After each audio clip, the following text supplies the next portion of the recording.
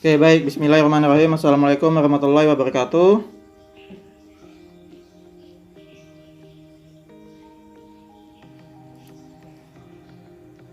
Mana ini gak ada suaranya? Ya, Waalaikumsalam warahmatullahi wabarakatuh, Pak. ya dijawab ya. Salam. Ya, kondisi pagi hari ini masih hujan, gerimis ya. Namun kita tetap semangat kuliah pada hari ini. Hari ini kita sudah masuk ke ini ya, materi mengenai fokus kita ke penelitian pendidikan. Ya, fokus kita ke penelitian pendidikan, khususnya penelitian pendidikan bahasa dan sastra Indonesia. Yang kuantitatif. Nah, ya, yang kuantitatif. Nah, saya akan print screen. Ya, saya akan print screen. Kalian silakan disimak materinya. Kalau memang ada yang ingin ditanyakan nanti boleh dijeda atau disela, ya. Dan jangan lupa di mute ya, suara kalian di mute kecuali kalau mau bertanya nanti ya. Oke, silakan di mute dulu semuanya. Baik, kita langsung saja. Jadi saya akan membahas dan kita akan mendiskusikan pastinya ya mengenai permasalahan penelitian pendidikan, lebih khusus penelitian pendidikan bahasa dan sastra Indonesia. Nah, kita lanjut. Nah, ini gambaran umumnya. Saya sudah menyinggung di pertemuan-pertemuan sebelumnya bahwasannya setiap penelitian mempunyai tujuan dan kegunaan tertentu. Nah, tujuan penelitian itu untuk menemukan, membuktikan, dan mengembangkan. Ingat-ingat, ada 3 tujuan penelitian secara umum, yakni menemukan, membuktikan, dan mengembangkan. Kegunaannya pun ada 3. Memahami atau memperjelas, memecahkan, dan mengantisipasi suatu masalah. Jadi secara teori ya, baik tujuan maupun kegunaan penelitian itu masing-masing ada 3. Nah, kita akan bedah satu persatu nih. Yang menemukan ya, penelitian pendidikan bertujuan untuk menemukan. Misal kita di Pendidikan Bahasa dan Sastra Indonesia ingin menemukan model pembelajaran yang efektif, efisien, dan menyenangkan untuk mengatasi permasalahan misalnya siswa kurang pede dalam berbicara, kurang terampil dalam bertanya. Nah, misalnya seperti itu. Atau untuk meningkatkan aktivitas belajarnya, misalnya seperti itu. Ya, jadi menemukan. Itu kalau dalam bidang pendidikan. Kalau dalam bidang umum, misalnya secara umum ya, yang seperti saya singgung di pertemuan-pertemuan sebelumnya, misalnya menemukan hal baru. Ya, hal baru yang di dunia ini belum ada misalnya. Ya, entah itu berawal dari imajinasi atau film science fiction ya, misalnya mobil terbang yang saya singgung di minggu-minggu sebelumnya, ya mobil terbang. Nah, itu penemuan gitu ya.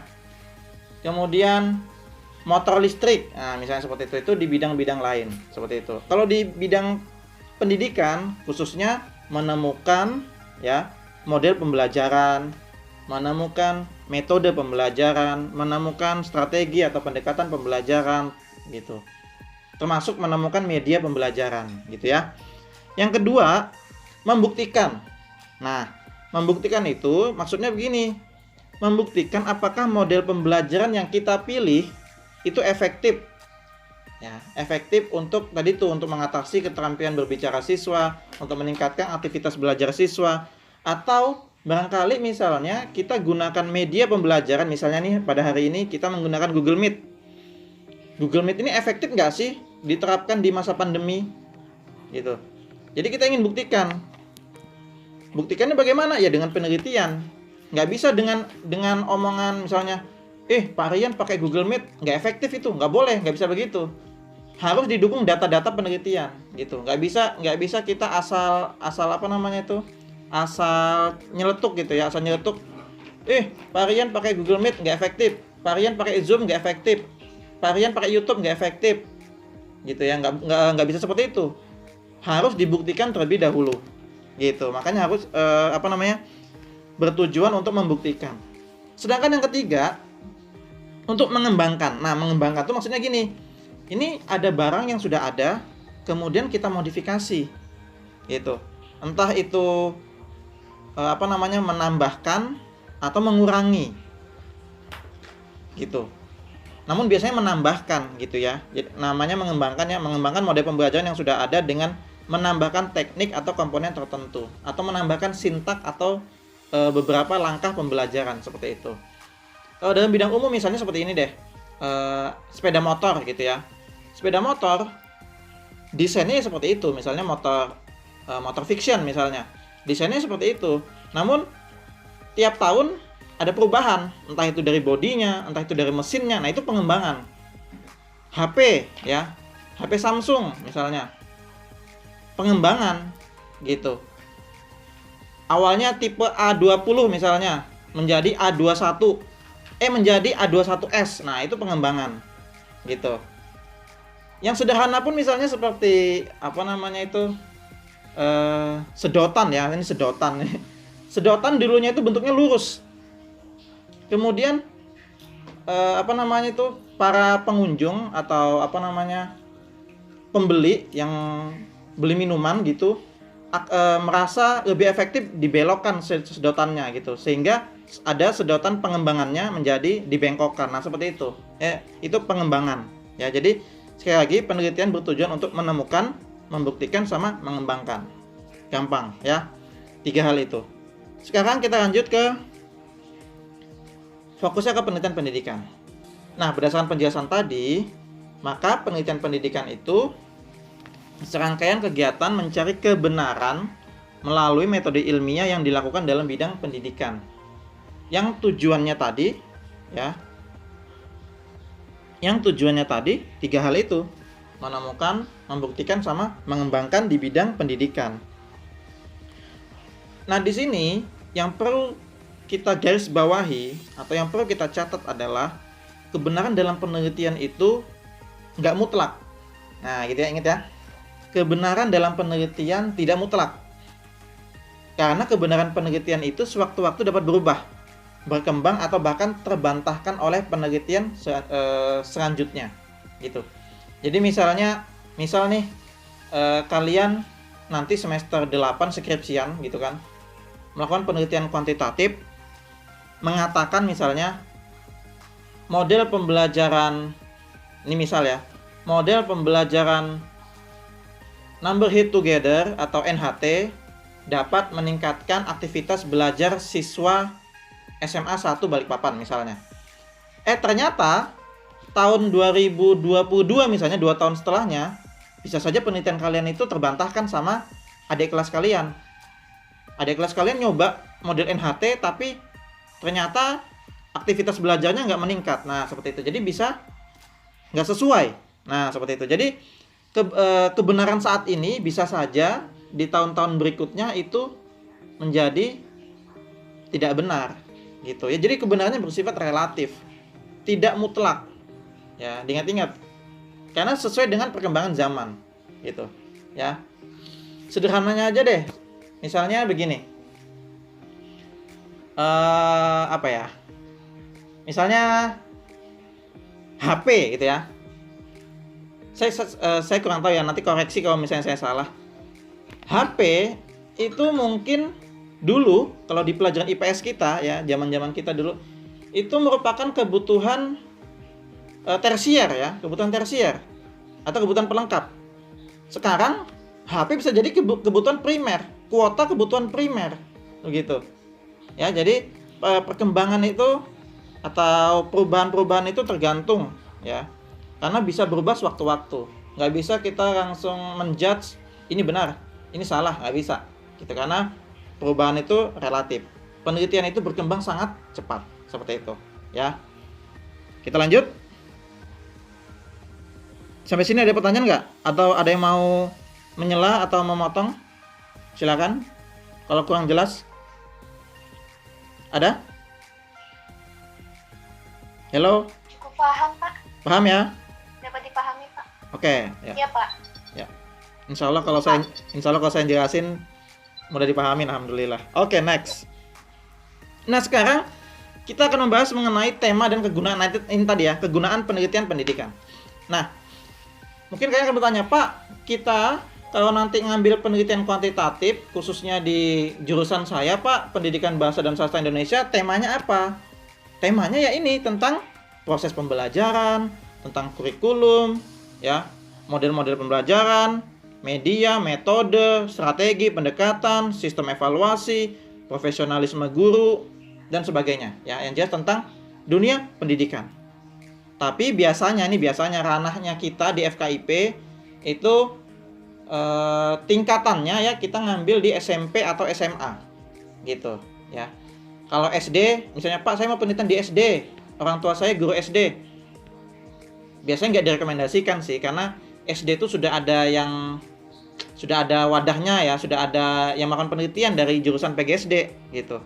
Jadi kalian biasanya di FKIP itu di tingkat SMP atau SMA gitu ya. Nah, berkaitan dengan kegunaan yang sudah kita singgung tadi, ada 3.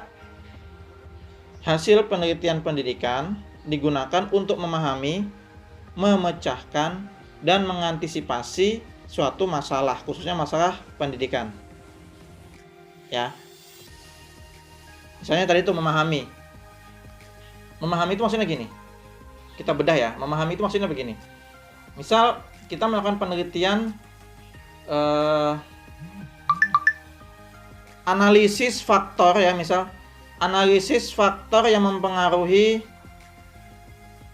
kemampuan membaca siswa SD kelas 4 misalnya, atau analisis kesulitan siswa dalam menyajikan puisi misalnya ya.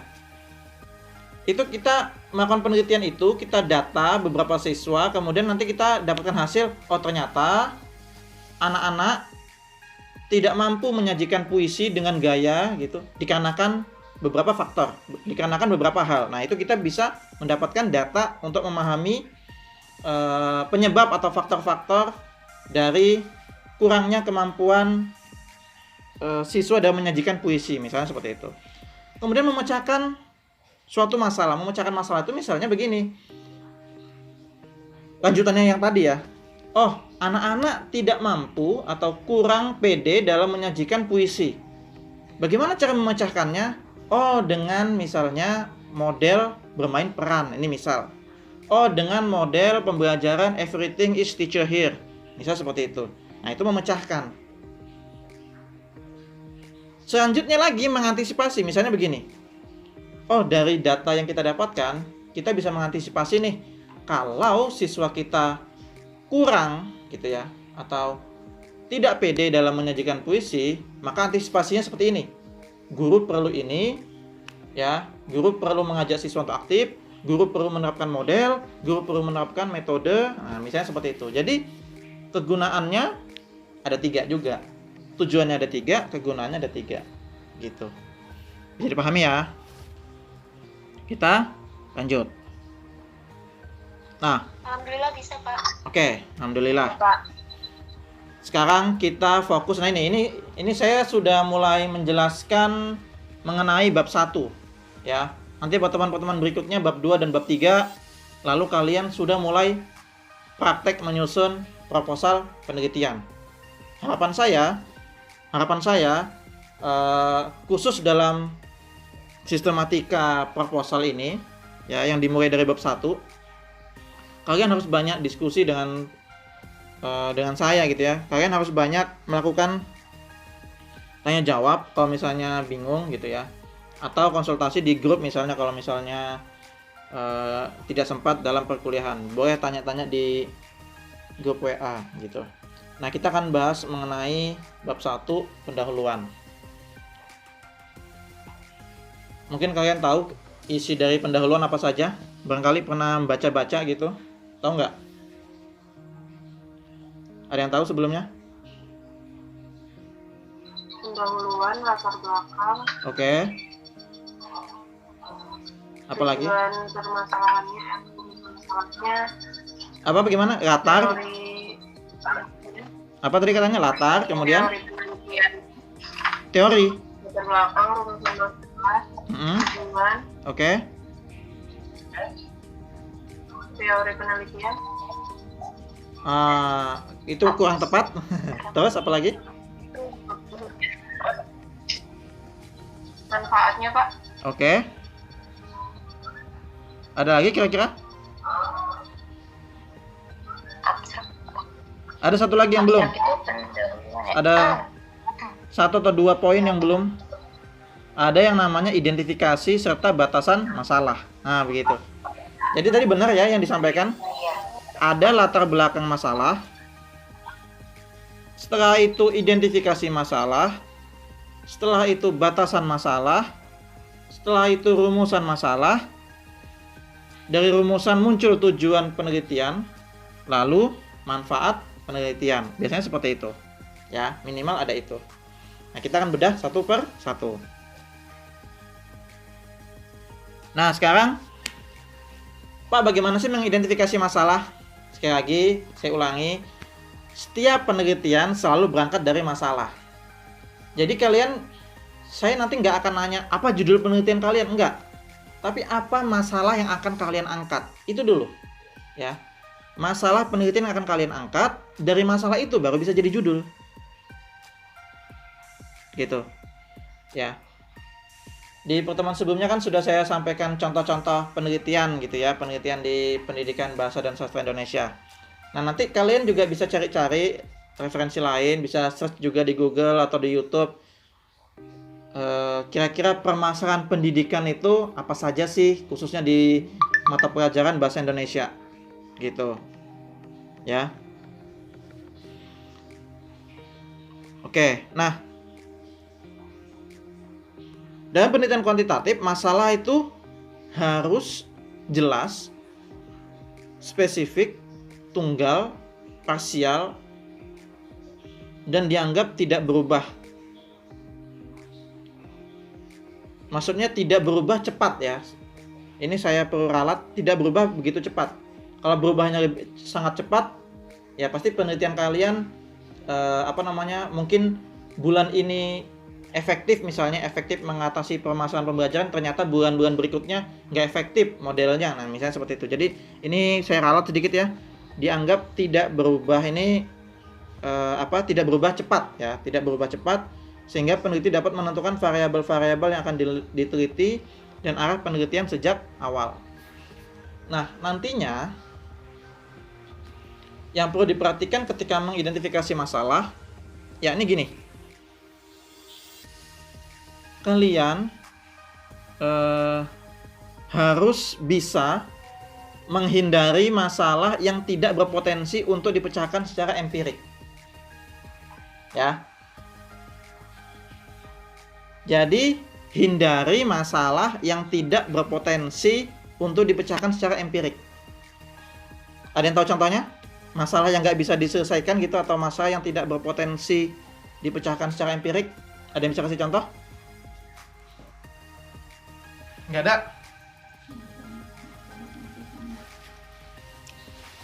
Nggak ada yang tahu? Halo?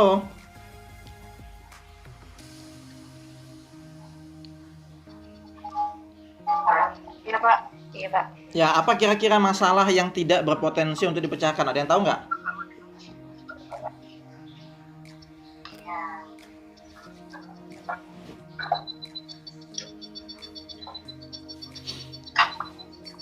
Kayak gitu, Kak, Pak.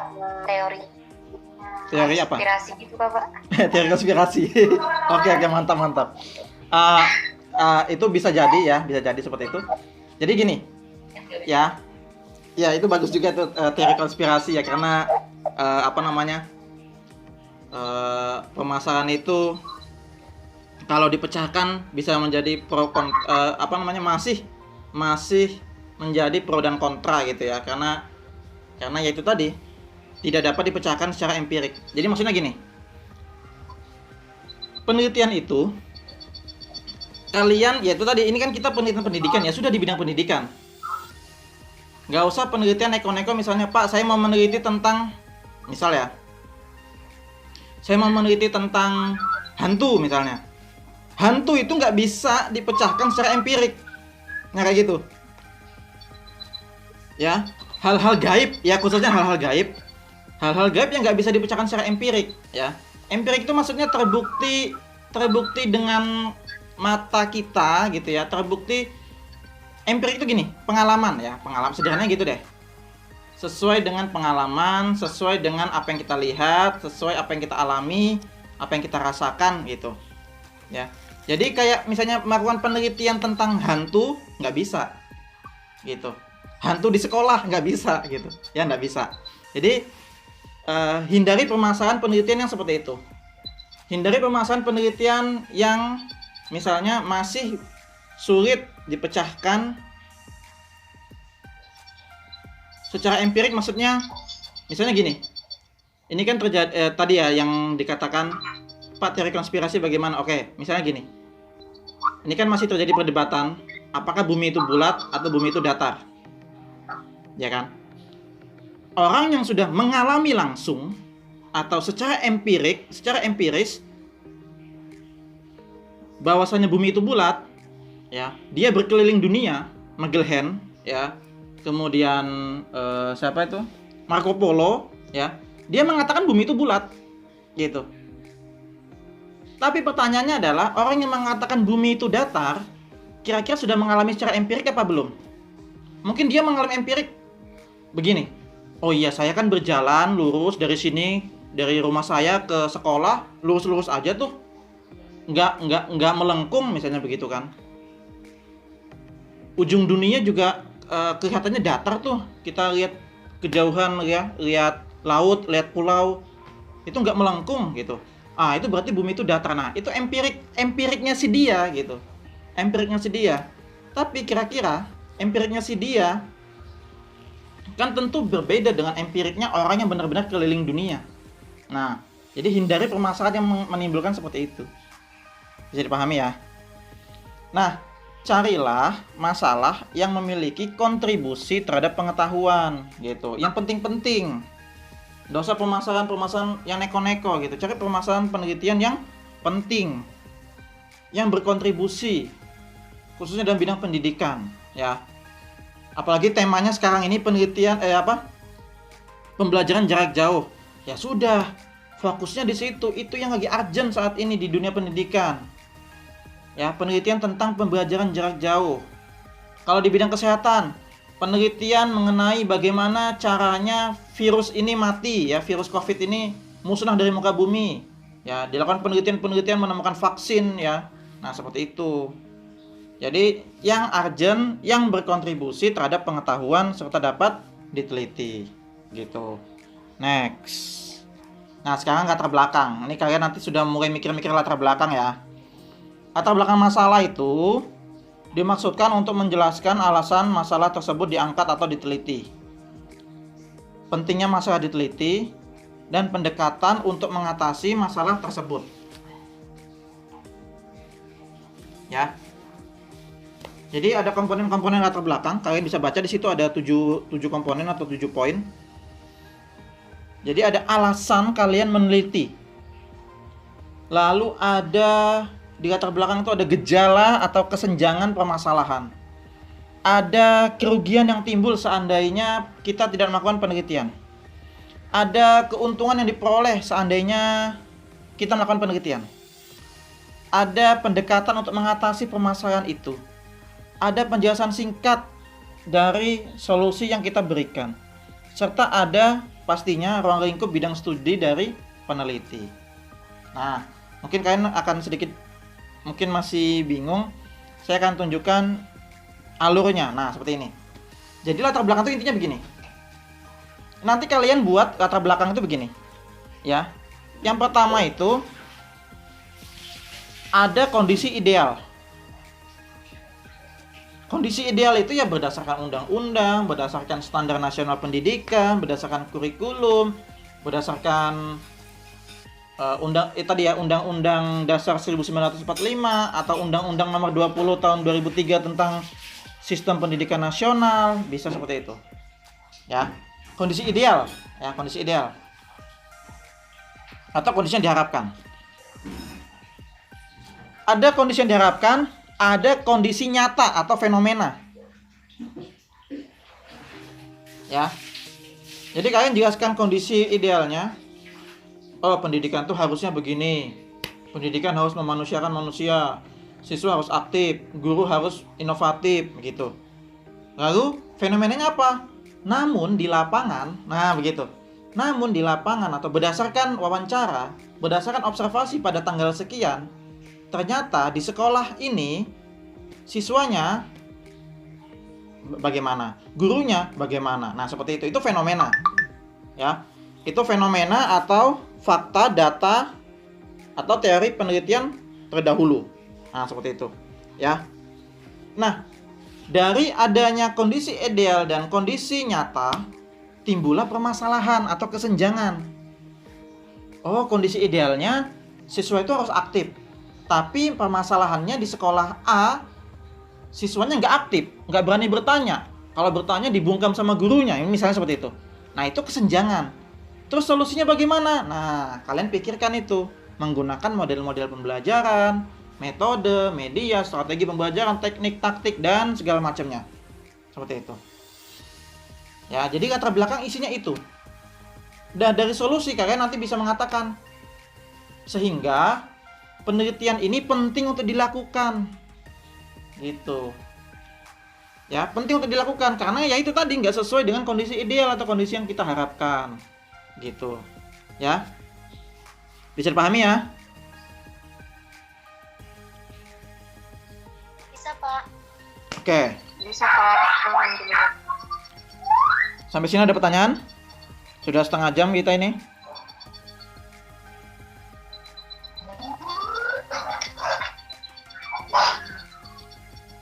Aman? Aman, Pak. Oke, kita lanjut ya. Oke. Tadi kita sudah buat latar belakang, kemudian dari latar belakang itu nanti kalian bisa mengidentifikasi masalah. Ada banyak masalah tadi ya, ada banyak masalah, misalnya ada 10 poin masalah. Dari 10 poin masalah yang kalian dapatkan, kalian nggak bisa ngambil 10-10-nya. Tapi kalian harus bisa membatasi masalah penelitian kalian. Ya. Nah, ini di sini saya tuliskan batasan dalam penelitian kuantitatif berdasarkan pada tingkat kepentingan, urgensi, dan visibilitas masalah yang akan dipecahkan. Selain itu juga faktor tenaga kita, dana, dan waktu pelaksanaan penelitian itu perlu diperhatikan. Ya. Di sini ada 3 poin ya, kepentingan, urgensi, dan visibilitas masalah. Kenapa penelitian misalnya ya, kenapa penelitian saya ini penting dilakukan? Itu tadi kalian harus menjelaskan. Kalau tidak dilakukan, maka permasalahan penelitian ini akan bagaimana dampaknya, misalnya kayak gitu. Misalnya tadi itu, kalau siswa tidak aktif, siswa tidak tidak pede dalam menyajikan puisi atau hasil belajar siswa rendah, maka dampaknya bagaimana? Oh, dampaknya kepada mutu pendidikan atau mutu sekolah itu. Nah, penting sehingga penting untuk dilakukan penelitian. Lalu urgensi. Penting sama urgensi itu beda. Urgensi itu artinya mendesak. Kira-kira penelitianmu itu mendesak atau tidak? Ya. Kalau saya melakukan penelitian ini, bagaimana? Kalau saya tidak melakukan penelitian ini, oh saya akan kehilangan kesempatan. Misalnya kayak gitu. Ya, sederhananya gini deh, kasus COVID saat ini. Nah, trennya apa penelitiannya dalam bidang pendidikan? Pak, saya mau meneliti pakai model pembelajaran jigsaw misalnya. Mendesak nggak dalam dunia pendidikan saat ini di masa pandemi? Enggak. Yang mendesak itu penelitian pendidikan di bidang media pembelajaran seperti Google Meet, menggunakan Google Classroom, menggunakan YouTube, menggunakan Zoom, menggunakan Webex, menggunakan Quizzes, rumah belajar. Nah, seperti itu. Itu yang urgent atau mendesak gitu. Kalau penelitian tentang model-model pembelajaran atau metode diskusi, metode ceramah, itu nggak urgent. Nah, seperti itu ya. Jadi penelitian itu disesuaikan dengan kondisi. Contoh sederhananya gini deh, Agi. Kakak kelas kalian ini, khususnya bimbingan skripsi saya kemarin, itu penelitiannya saya arahkan ke COVID. ya. Jadi ada yang judulnya implementasi pembelajaran matematika di masa pandemi. Ada juga judulnya pengembangan media pembelajaran berbasis Android di SMA 2. Nah, itu ada bimbingan saya seperti itu. Lalu pengembangan media pembelajaran Android juga menggunakan Adobe Flash. Nah, seperti itu. Jadi itu yang urgent. Gitu. Ya. Kemudian visibilitas masa itu maksudnya masa penelitian itu disesuaikan dengan sumber daya kita. Kemampuan kita ya, kemampuan kita. Kira-kira penelitian ini bisa diselesaikan kapan gitu ya. Butuh banyak orang kah atau enggak? Tenaganya bagaimana? Seperti itu ya. Visibilitas masalah. Ya, seperti itu. Kita lanjut. Nah, ini yang penting. Ya. Kakak-kakak kelas kalian yang tahun lalu permasalahannya ada di sini nih. Biasanya rumusan masalah buatnya agak-agak sembarangan gitu ya. Nah, rumusan masalah itu terkait variabel penelitian. Misal gini. Misal penerapan model pembelajaran Jigsaw di SMA 2 Balikpapan misalnya. Maka rumusan masalahnya ya ada variabelnya. Misalnya bagaimana penerapan model pembelajaran Jigsaw di SMA ya, kayak gitu. Ya. Jadi ada variabelnya. Pengaruh motivasi belajar terhadap hasil belajar. Berarti rumusannya bagaimana ya kan? Atau adakah pengaruh antara motivasi terhadap hasil belajar. Nah, seperti itu. Jadi ada variabelnya. Variabelnya motivasi, rumusannya motivasi. Nah, seperti itu. Ya. Nah, di sini rumusan itu harus terkait dengan variabel, harus spesifik, sehingga nanti berkaitan erat dengan kajian teori, berkaitan erat dengan hipotesis, berkaitan erat dengan instrumen yang kalian pakai, dan berkaitan erat dengan analisis datanya. Nah, gitu. Nanti mulai minggu depan akan saya tampilkan contoh ini deh, contoh bab 1. Ya, nanti kita bedah gitu ya. Ini kan saya jelaskan teori-teorinya dulu. Minggu depan saya akan kasih contoh bab 1 gitu ya. Kita lanjut aja. Nah, ini dia. Rumusan pun juga ada banyak ya. Ada rumusan masalah deskriptif, komparatif, asosiatif, dan komparatif asosiatif. Ada 4 ya. Oke, saya akan bedah satu persatu. Rumusan masalah deskriptif, ini bisa dicatat barangkali. Rumusan masalah deskriptif itu misalnya yang penelitian yang saya kasih contoh itu misalnya berapa persentase mahasiswa yang datang ke perpustakaan tiap minggunya. Nah, itu deskriptif. Berapa? Itu deskriptif. Ya. Seberapa tinggi ya motivasi belajar mahasiswa PBSI dalam mengikuti perkuliahan saat hujan misalnya. Nah, itu deskriptif ya, persentase biasanya ya, persentase.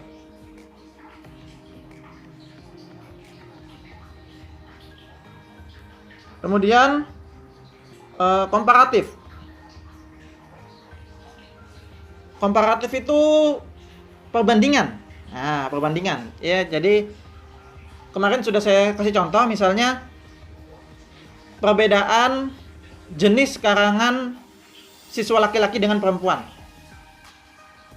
Perbedaan pembelajaran menggunakan Google Meet dengan Zoom. Nah, seperti itu. Ya. Atau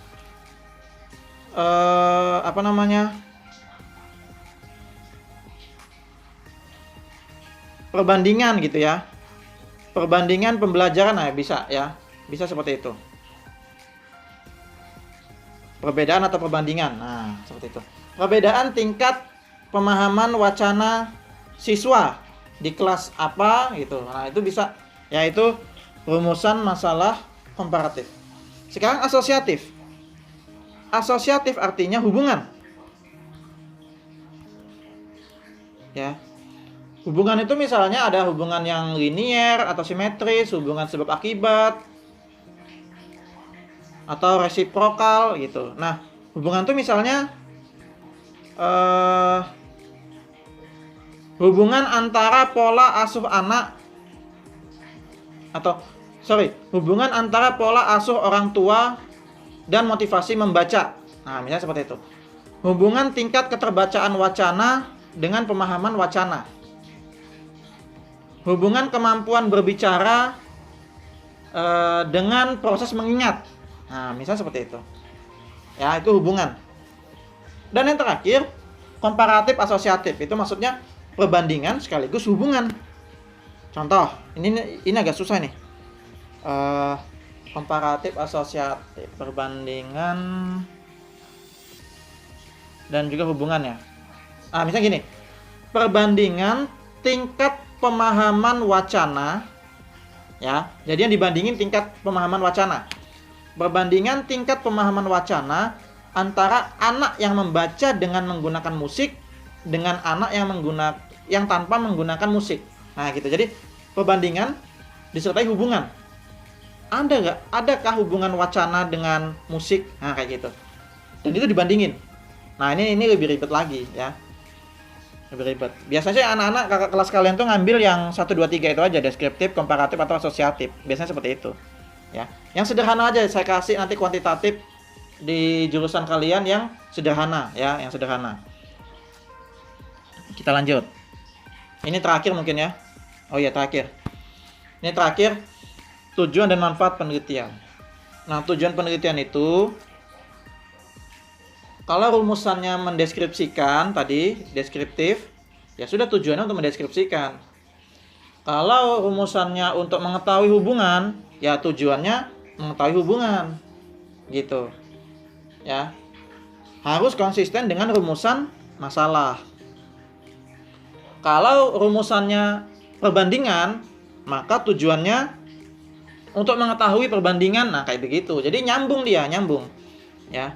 Sedangkan manfaat penelitian itu berisi manfaat secara teoritis ataupun praktis. Maksudnya adalah secara teoritis itu penelitian kalian itu mendukung teori atau membantah teori atau bagaimana? Itu secara teoritis. Ya. Serta penelitian kalian itu menjadi referensi, menjadi teori selanjutnya. Sedangkan praktis itu penelitian kalian itu praktis atau lebih dapat digunakan atau tidak. Praktikal, ya. Dapat digunakan siswa atau bermanfaat bagi siswa, bermanfaat bagi guru kah, bermanfaat bagi sekolah, bermanfaat bagi dunia pendidikan secara umum. Nah, seperti itu. Itu manfaat secara praktis, ya. Jadi saya review bahwasannya nanti kalian menyusun bab 1 itu ada latar belakang, ada identifikasi masalah, ada batasan masalah, ada rumusan, ada tujuan, serta ada manfaat penelitian. Itu tadi, ya. Mungkin yang agak rumit membuat latar belakang, biasanya agak kesulitan di situ. Sebenarnya gampang, ya. Nanti kalian mencari referensi jurnal gitu. Nanti saya kasih tau trik-triknya, ya, di pertemuan-pertemuan berikutnya. Nah, biasanya untuk menyusun latar, kalian bisa ngambil atau mengutip beberapa pendahuluan dari penelitian sebelumnya. Nah, bisa seperti itu tekniknya, ya. Selesai kayaknya nih, ya. Oke, itu saja yang bisa saya sampaikan, ya, mengenai penelitian pendidikan secara umum serta mengenai sistematika bab 1 pendahuluan. Itu saja yang bisa saya sampaikan. Barangkali ada pertanyaan atau apa yang ingin kita diskusikan, silakan ajukan. Izin masuk, Pak. Ya. Di rumusan masalah tadi kan terbagi jadi tiga bentuk ya Pak. Kenapa? Ibaratnya di dalam rumusan masalah tadi kan terbagi menjadi tiga bentuk. Oke. Nah itu ada nggak sih Pak kalau penelitian di rumusan masalah ini ibaratnya dalam satu rumusan masalah dia hanya bisa mengambil satu bentuk atau bebas gitu Pak. Misalnya penelitian rumusan masalah pertama dia bentuknya deskriptif, baru yang kedua komparatif, atau hanya terfokus ke satu bentuk itu aja Pak? Oke, ini pertanyaan bagus ya, pertanyaan bagus. Jadi kalau kita sederhananya itu rumusan masalah satu saja sebenarnya ya, secara sederhana. Namun dalam penelitian kalau kita ingin mencari atau menyelesaikan permasalahan yang lebih dari satu, itu bisa rumusan masalahnya berbeda. Contoh tadi misalnya, Pak, saya mau melakukan penelitian menggunakan menggunakan media Google Meet, ya kan, di SMA 1 misalnya. Nah, rumusan pertama adalah ini misal ya, bagaimana gambaran pelaksanaan pembelajaran menggunakan Google Meet. Itu rumusan deskriptif. Ya nggak sih? Bagaimana pelaksanaan pembelajaran. Rumusan kedua bisa saja, Pak, tapi saya juga kepingin mengetahui efektivitasnya. Berarti efektivitas atau perbedaan hasil belajar siswa menggunakan Google Meet dengan siswa menggunakan tanpa menggunakan Google Meet. Nah, seperti itu. Jadi bisa dua rumusan masalah dalam satu penelitian, bisa gitu. Rumusan masalah deskriptif bisa juga hubungan atau asosiatif, bisa seperti itu ya, atau komparatif bisa juga gitu ya. Oke, Aurel bisa ya? Baik Pak. Jadi kembali ke kemampuan yang peneliti lagi Pak ya? Ya, itu dia, itu kembali ke situ, kemampuan kita, waktu kita, tenaga kita gitu. Satu pun juga nggak masalah gitu. Tapi kalau nanti misalnya kalian semester 8 diarahkan sama dosen pembimbingnya, jangan 1, 3, ya sudah ikuti kalau memang kalian mampu gitu. Tapi kalau, Pak, saya maunya 1 tapi datanya banyak, luas, lebih fokus dibandingkan 3, boleh juga kalian jelaskan ke dosen pembimbingnya gitu. Boleh 1, boleh gitu. Biasanya sih yang kualitatif itu 1, biasanya kualitatif ya, biasanya kualitatif 1. Bisa juga 2 atau 3, boleh ya, nggak masalah. Oke, barangkali apa lagi yang mau didiskusikan? Yang lain? Oke, Bapak. Yap. Pak. Ya. Pak, izin bertanya Pak, tadi jaringan saya sempat hilang Pak pas di penjelasan komparatif dan asosiatif itu Pak. Maksudnya seperti apa ya Pak, perbandingan hubungan? Perbandingan hubungan. Oh ya, itu yang saya bilang tadi rumit atau ribet ya. Jadi gini, itu rumusannya begini. Dia itu penelitiannya ada hubungan, tapi juga kita bandingkan. Hubungannya begini, misalnya hubungan antara memahami teks wacana, ya, memahami teks wacana dengan mendengarkan musik. Apakah ada hubungan, gitu ya? Nah, hubungan itu kita bandingkan. Jadi perbandingan antara siswa yang membaca atau memahami teks wacana dengan menggunakan musik dengan yang tidak menggunakan musik. Nah itu. Jadi membandingkan suatu hubungan. Bisa seperti itu. Contohnya seperti itu. Itu contoh sederhananya seperti itu. Bisa dipahami?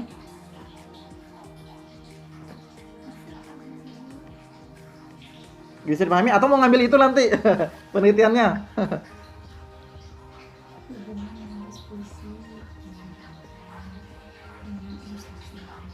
Atau mau contoh lain? Nah, misalnya gini. Misalnya rumusannya gini, apakah terdapat hubungan antara menulis puisi dengan mengilustrasikan misalnya. Menulis puisi dengan media lagu misalnya. Nah, itu nanti Pak, saya mau selain mencari hubungan menulis puisi dengan media lagu, saya mau mencari perbandingan antara siswa laki-laki dengan perempuan dalam menulis puisi dengan media lagu. Bisa seperti itu. Ya. itu lebih detail lagi tuh, lebih dalam lagi tuh penelitiannya gitu. Tapi kalau mau melaksanakan penelitian membandingkan, hanya sekedar membandingkan boleh, atau hanya sekedar mencari hubungan menulis puisi dengan media lagu boleh juga, nggak ada yang salah gitu, tergantung tadi itu kemampuan kita gitu. Itu contoh-contohnya sih, contoh sederhananya ya. Saya kurang tahu begitu materi yang ada di bahasa Indonesia ya karena bidang saya matematika. Cuman nanti bisa kalian cari ya, lihat silabus ya, lihat silabus SMP atau SMA, cari mana kira-kira yang penting untuk dilaksanakan penelitian. Nah, nanti tugasnya kalian itu silakan mulai cari silabus SMP atau SMA gitu ya, seperti itu. Kira-kira materi apa ya, saya kan taunya puisi, membaca teks ya, saya nggak tahu materi-materi lainnya apa, deskripsi, teks eksplanasi, kan saya nggak begitu detail saya tahu isi materinya ya. Kalian yang bisa nyari nanti. Ada lagi barangkali?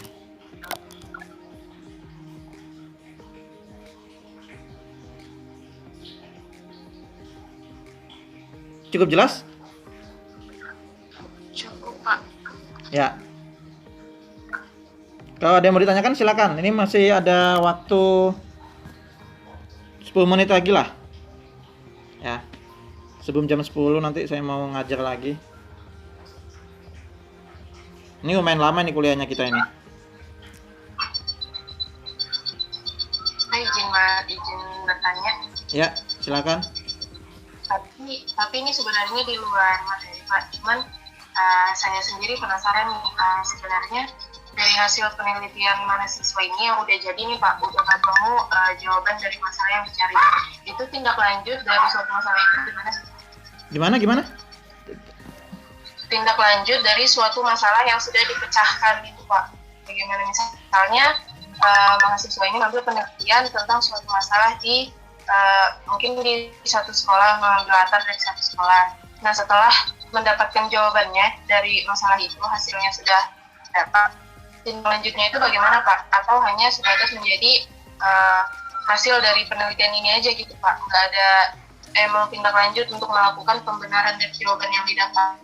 Oh ya, ini bagus juga pertanyaan. Jadi gini, sebenarnya kalau memang kita mau benar-benar berkembang di dunia pendidikan, sebenarnya kita melakukan tindak lanjut ya, evaluasi dan tindak lanjut dari pelaksanaan penelitian yang sudah ada.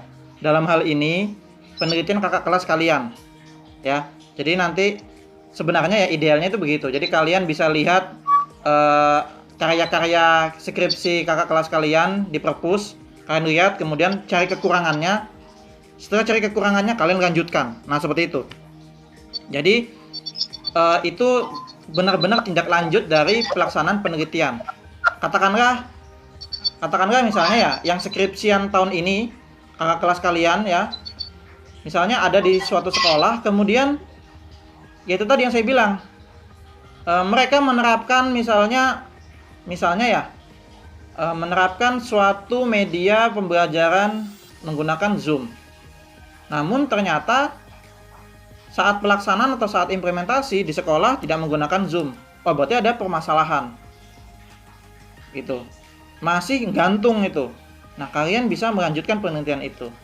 Atau misal lagi, Pak, saya membuat media pembelajaran. Media pembelajaran saya berisi materi misalnya saya membuat media pembelajaran interaktif video berisi materi teks deskripsi. Nah, kalian bisa lanjutkan. Oh, kekurangannya itu dia kurang lengkap. Dia cuma teks deskripsi. Padahal bisa kita tambahin teks eksplanasi, teks eksposisi, teks apalagi ya? Persuasi. Nah, gitu. Jadi satu menjadi satu paket materi teks. Nah, bisa seperti itu mengembangkan media. Gitu. Nah, tindak lanjutnya ya itu tadi, bisa hasil penelitian ini bisa kita rekomendasikan ke kepala sekolah begitu. Pak, ini hasil penelitian saya. Pak, ini temuan saya. Ternyata setelah diterapkan media ini siswanya begini. Nah, itu bisa. Tindak lanjutnya apa sekolah? Bisa jadi sekolah membuat kebijakan minimal satu guru mempunyai satu media. Nah, begitu. Itu kalau benar-benar ada tindak lanjut penelitian kita dan mendukung kebijakan sekolah untuk mencapai kebaikan atau perkembangan dunia pendidikan. Seperti itu. Ya. Termasuk yang di bidang sastra ya, termasuk bidang sastra, misalnya novel novelnya Terelie misalnya Rembulan Tenggelam di Wajahmu. Kakak kelas kalian melakukan penelitian tentang unsur intrinsik ya, benar ya? Unsur intrinsiknya. Terus kalian melanjutkan, aku mau unsur ekstrinsiknya dan nilai moral misalnya. Silakan kayak gitu. Jadi itu tindak lanjut atau melengkapi penelitian sebelumnya. Bisa seperti itu. Ya. Bisa jelas ya. Terima kasih Bapak. Yap. Ada lagi? Kalau ada lagi silakan. Kalau enggak saya tutup.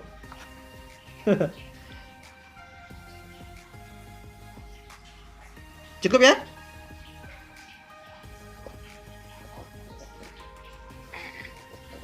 Cukup? Iya Pak. Ya cukup ya? Iya Pak, seperti itu Pak. Oke. Jelas Pak. Ya sangat jelas ya. Oke. Cukup kalau gitu kuliah pada hari ini ya. Saya tadi sudah absen ya, saya screenshot aja partisipan pada hari ini ya, karena e-learning masih proses pembuatan ya, masih maintenance juga katanya dari tim ICT kemarin ya.